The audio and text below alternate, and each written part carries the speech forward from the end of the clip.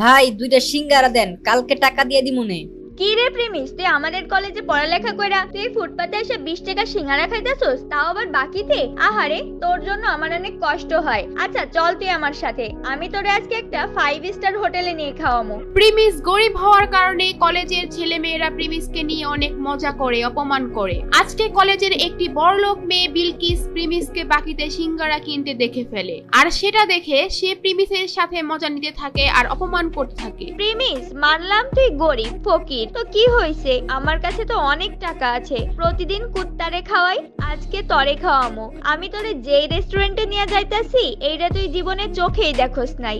বিলকিস প্রিমিসকে যে রেস্টুরেন্টে নিয়ে যাবে সেটার নাম শুনে প্রিমিস রাজি হয়ে যায়। প্রিমিসের কোনো ধারণাই ছিল না ওই রেস্টুরেন্টে যাওয়ার পর যে কি একটা ঝাটকা খেতে হবে, কারণ এই রেস্টুরেন্টের মধ্যে বিলকিসের বয়ফ্রেন্ড বসেছিল আগে থেকেই। বিলকিস, এই প্রিমিস তোমার সাথে কি করে? এই ফকির